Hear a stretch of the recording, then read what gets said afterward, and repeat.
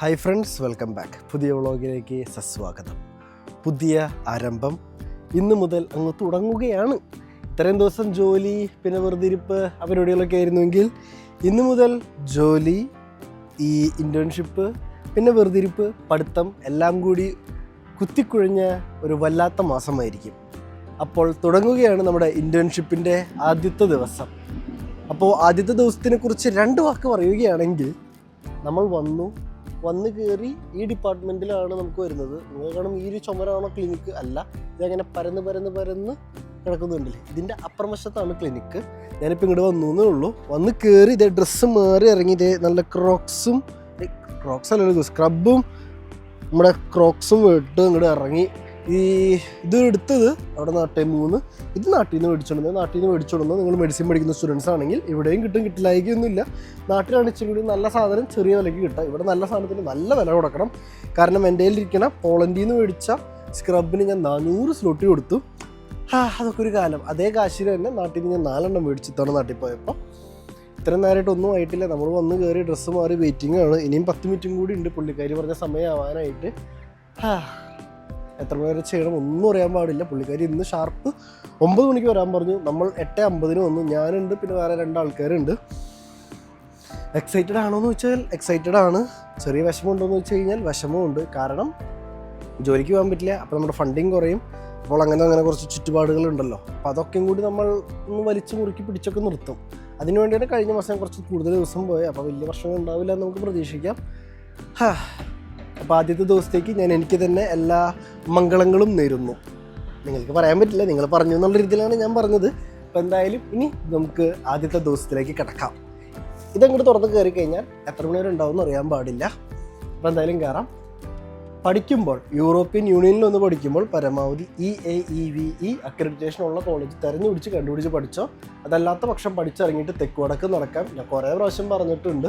എനിക്ക് ഒരുപാട് ആൾക്കാർ ചോദിക്കാറുണ്ട്, ആ യൂണിവേഴ്സിറ്റി നല്ലതാണോ, ഈ യൂണിവേഴ്സിറ്റി നല്ലതാണോ? യൂറോപ്പ് എന്ന് പറഞ്ഞാൽ അങ്ങോട്ട് നീണ്ടു നിവർന്ന് കിടക്കുക. അതിനകത്ത് യൂറോപ്യൻ യൂണിയൻ്റെ ഉള്ളൂ എന്ന് പഠിച്ചാലാണ് സർട്ടിഫിക്കറ്റിന് പിന്നെയും വാല്യൂ ഉള്ളൂ. മറ്റേതിനില്ല എന്നല്ല, പക്ഷേ വളരെ വളരെ വളരെ കോംപ്ലിക്കേറ്റഡ് ആണ്.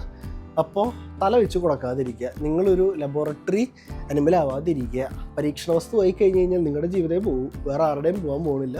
അത് മനസ്സിലാക്കുക. എന്നിട്ട് നല്ല കോളേജ് കണ്ടുപിടിക്കാൻ നോക്കുക. എന്നിട്ട് അവിടെ പോയി പഠിക്കുക. അങ്ങനെയാണെങ്കിൽ പഠിച്ചിറങ്ങുമ്പോൾ ബേസിക് ആയിട്ടുള്ള സാധനം ഉണ്ടാകും, അതായത് ജോബ് സെക്യൂരിറ്റി. അപ്പോൾ എന്തായാലും നമുക്ക് അങ്ങോട്ട് പോകാം. ഇനി എന്തെങ്കിലുമൊക്കെ നടക്കുകയാണെങ്കിൽ അല്ലെങ്കിൽ തുടങ്ങിക്കഴിഞ്ഞാൽ എപ്പോഴേലൊക്കെ ഞാൻ വരാം.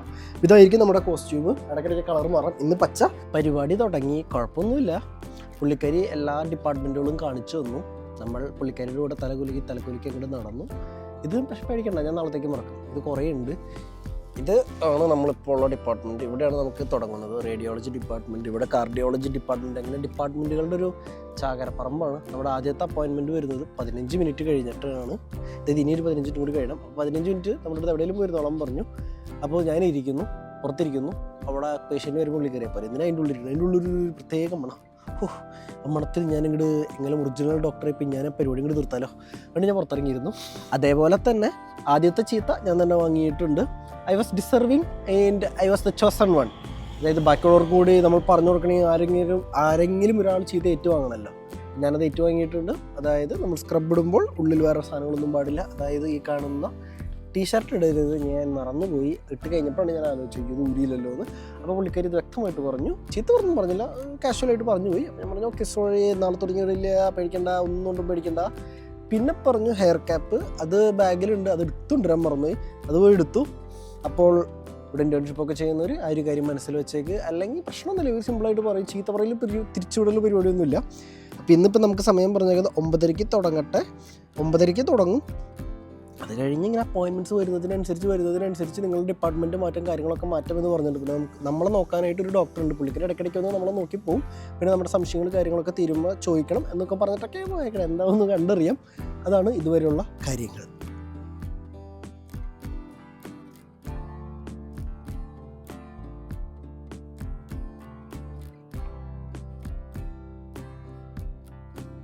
നീണ്ട കുറേ മണിക്കൂറുകൾക്ക് ശേഷം ഇന്നത്തെ കലാപരിപാടി അവസാനിച്ചിരിക്കുകയാണ്.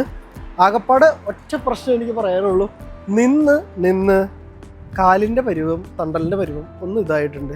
വയസ്സായല്ലോ, കുറേ നാളായില്ല നിന്നിട്ട്. അപ്പോൾ ആ ഒരു പ്രശ്നം വെച്ച് ബാക്കി പ്രശ്നങ്ങളൊന്നും ഇല്ലായിരുന്നു. പിന്നെ കുറേ കേസുകൾ വന്നു, ഒക്കെ കണ്ടു.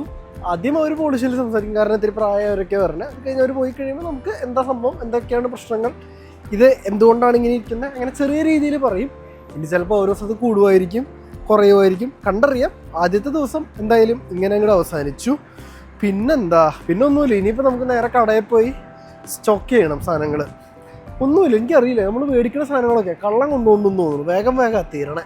അപ്പോൾ എന്തായാലും പോവുക, സാധനങ്ങൾ മേടിക്കുക, തിരിച്ച് ഹോസ്റ്റലിൽ പോവുക, ഒന്ന് റെസ്റ്റ് എടുക്കുക, പഠിക്കാനിരിക്കുക. അങ്ങനെയാണ് വിചാരിക്കുന്നത്. വേറെ കാര്യങ്ങൾ എനിക്കറിയാൻ പാടില്ല. ഞാൻ സ്ഥിരം സാധനങ്ങൾ മേടിക്കാൻ വരുമ്പോൾ കടകളല്ലേ കാണിക്കാറ്. ഇതാണ് അപ്പോൾ ആ മോള്. ഇതിൻ്റെ ഉള്ളിൽ നിന്നാണ് ഞാൻ പൊതുവെ സാധനങ്ങൾ കയറി മേടിക്കാറുള്ളത്. മറ്റേ റിസർവിൽ നിന്നൊക്കെ സാധനങ്ങൾ മേടിക്കാറില്ലേ, അത്.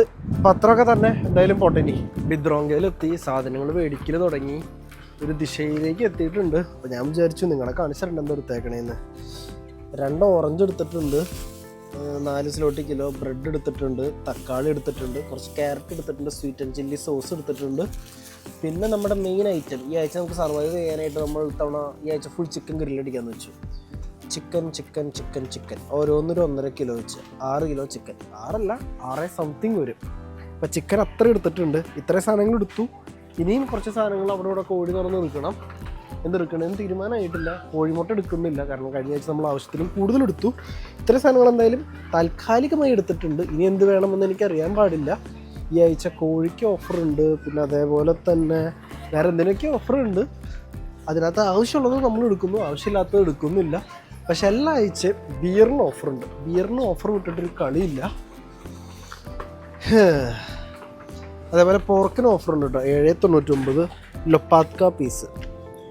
ഇത് ലൊപ്പാത്കയാണോ?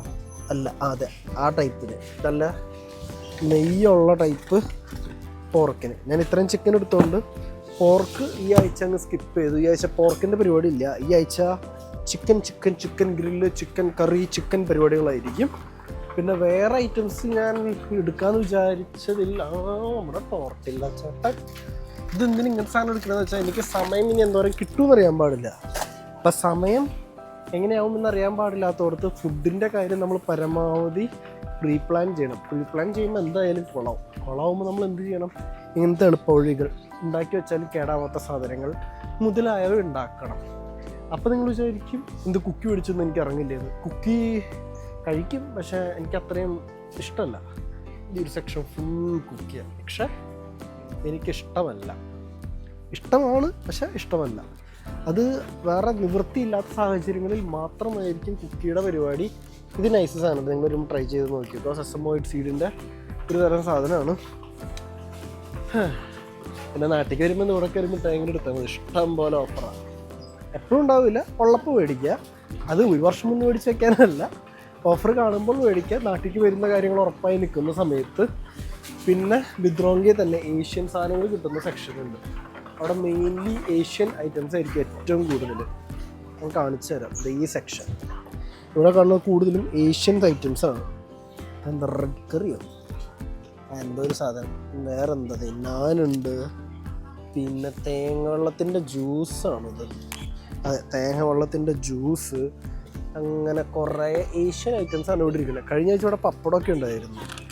ഇതെന്താ ഐറ്റം, ഇതെന്തോ സാധനം എനിക്കറിയാൻ പാടില്ല. നൂഡിൽസ്, അങ്ങനെ കുറേ ഐറ്റംസ്. ഈ ചില്ലി സോസ് അവിടെ ഞാൻ മേടിച്ചേക്കണേ.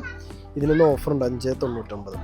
അപ്പം അത്രേ ഉള്ളൂ. ഇനി എന്തായാലും എൻ്റെ ചരണമല്ല ചലിക്കട്ടെ ഇവിടുന്ന് ഐസ്ക്രീമും കൂടി എടുക്കണം. ഐസ്ക്രീമിനും നല്ല രീതിയിൽ ഓഫറുണ്ട്. അപ്പം ശരി, എല്ലാവർക്കും ബൈ.